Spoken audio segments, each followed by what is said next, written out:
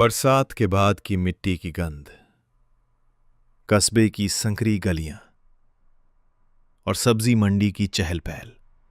यहीं पर ठेले पर बैठी थी गौरी। बहन जी, भिंडी ताजी है, खेत से अभी लाई हूँ। दाम थोड़ा ज्यादा है, लेकिन चीज देख लो।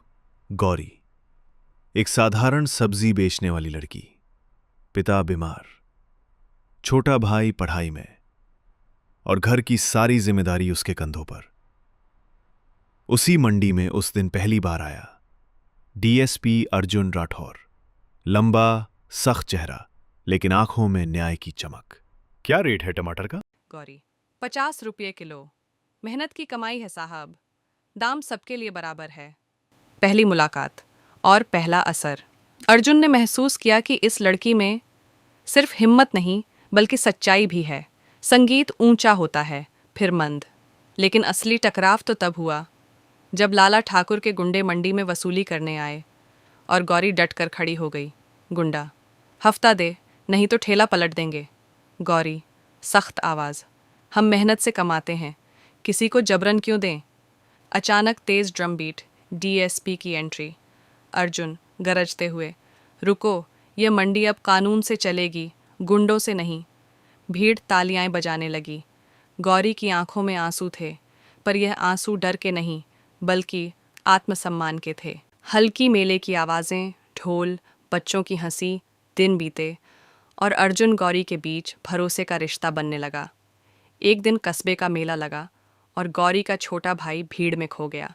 गौरी, घबराहट भरी आवाज़, भाई, अरे कोई मदद करो।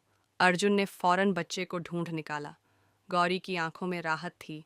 गौरी, भावुक स्वर, अगर मेरा भाई खो जाता तो मैं जी नहीं पाती। अर्जुन, शांत दृढ़ आवाज़, जब तक मैं हूँ तुम्हें डरने की ज़रूरत नहीं। लेकिन कस्बा छोटा था।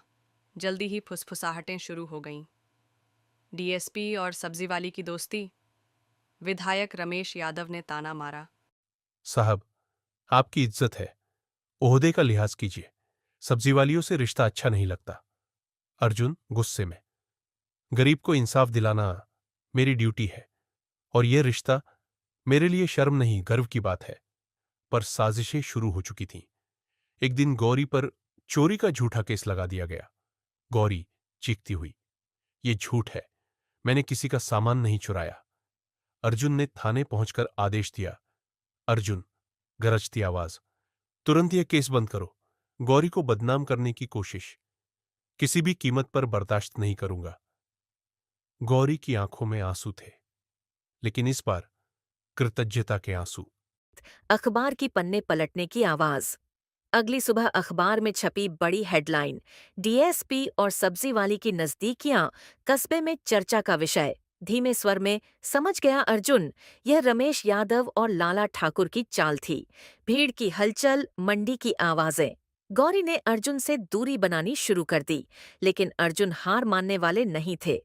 गौरी, इंसाफ की राह कभी आसान नहीं होती, लेकिन मैं पीछे हटने वालों में से नहीं। इसी बीच विधायक और माफिया ने नया दांव खेला। मंडी पर ठेका नीति और गरीब सब्जी वालों पर भारी किराया। लोग हड़ताल पर चले गए।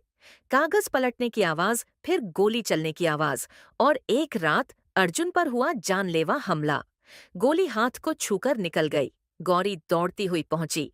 गौरी रोते हुए, साहब, अगर आपको कुछ हो जाता तो। अर्जुन मुस्कुराते हुए, गौरी, यह गोली मुझे नहीं, गुंडों के हौसले को लगी है। अब यह लड़ाई सिर्फ मंडी की नहीं रही, यह जंग थी, जनता बनाम माफिया और भ्रष्ट नेताओं की।